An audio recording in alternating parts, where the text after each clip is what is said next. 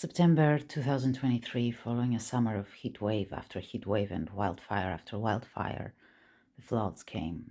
And they came with a doomsday sort of warning. It felt like the end of days. The devastation was unimaginable, and this time it wasn't just the millions of stray dogs and millions of stray cats that live here.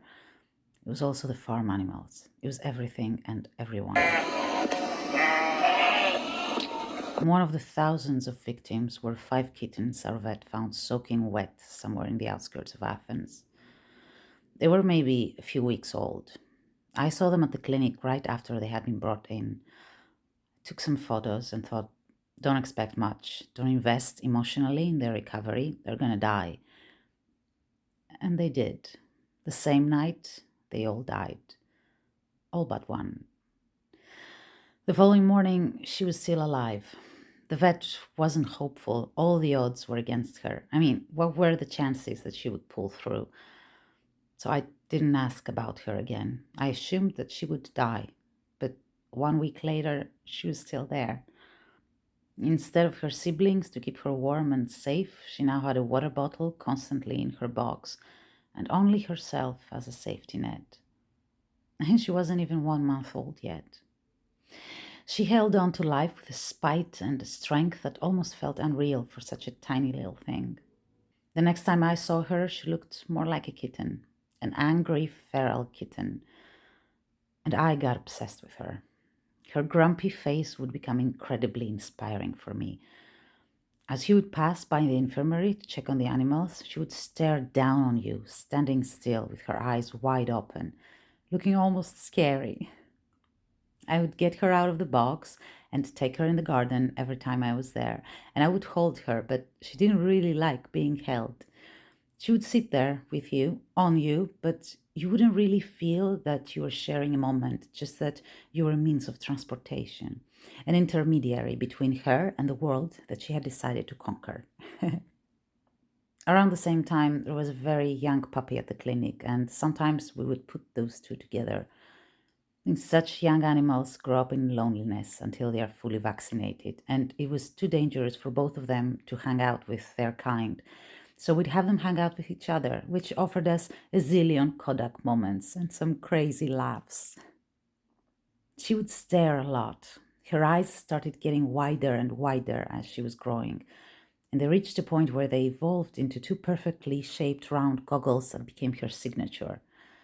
And with those goggled, huge eyes, she would stare, not as if she was trying to understand what she was seeing, but if she knew exactly what was going on around her and she simply didn't like it.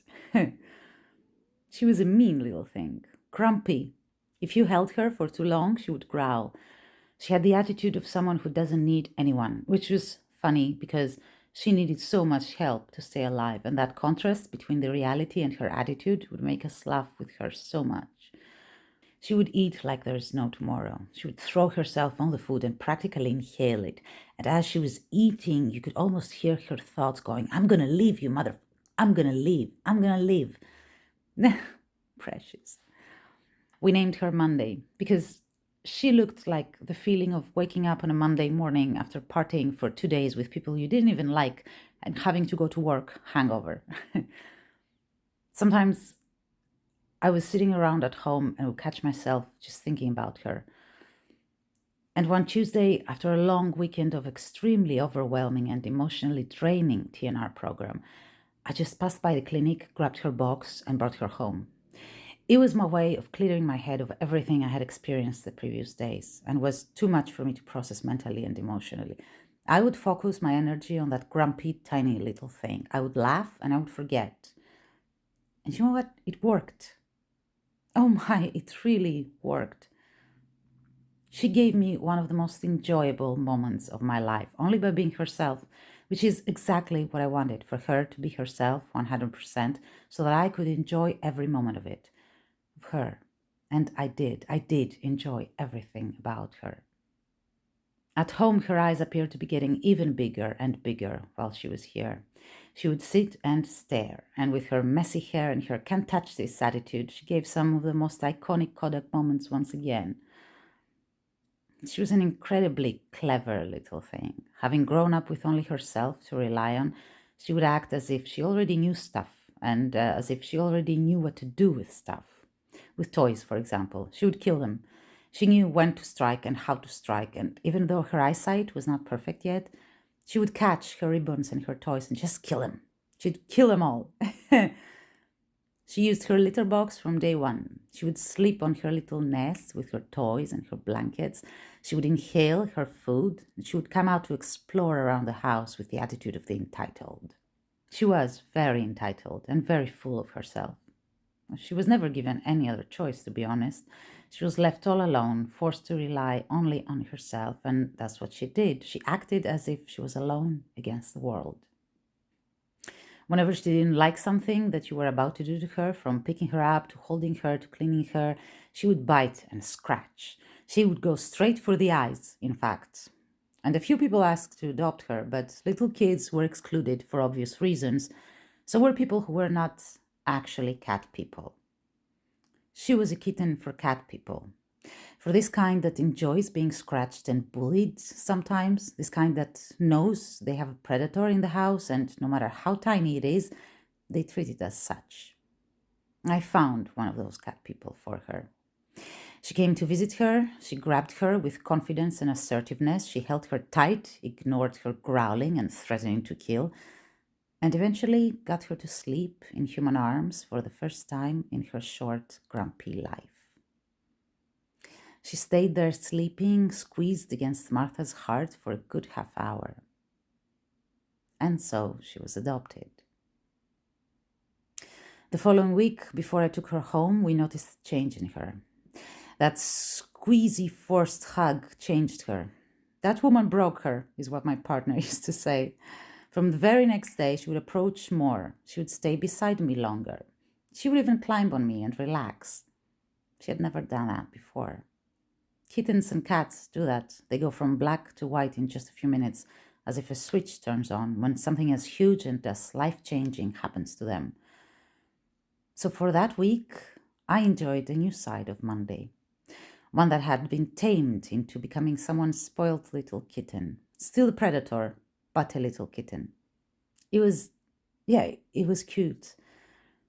I have to say I did miss the old Monday, the one I had fallen in love with, the grumpy feral one. But I guess that Monday I had fallen in love with would always be mine in a way. And the Monday I was about to give away was one that was created before my eyes and one I was ready to say goodbye to. I took her home one morning, and the minute she got out of the box, she started exploring. It was as if she owned the house, and she was about to own those 3 people living there too. She adjusted in no time. Of course she would. I watched her grow and grow through the photos and videos they sent me. She's the type of cat that sleeps on her mom's lap all night and then wakes up to scratch and bite her. She's that type of cat, and those types of cats have some huge fans out there. And in fact, I think I'm one of them. Every time I'm sending you a photo of her, I go back and scroll through her first photos. Knowing her story so far, I kind of want to go back in time and tell myself of 5 months ago, hey, don't worry, this one is going to make it. No matter what happens, even if life on the planet ends, even if there's more biblical storms and floods tomorrow or in years from now, and even if she's caught in the middle of them once again, this one is just going to make it. Even if she has to be the last cat alive, she will make it.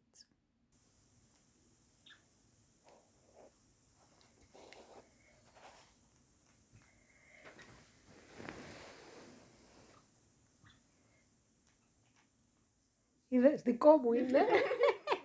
Είναι δικό μου το ποντίκι. Θα σε φάω παλιό ποντικέ.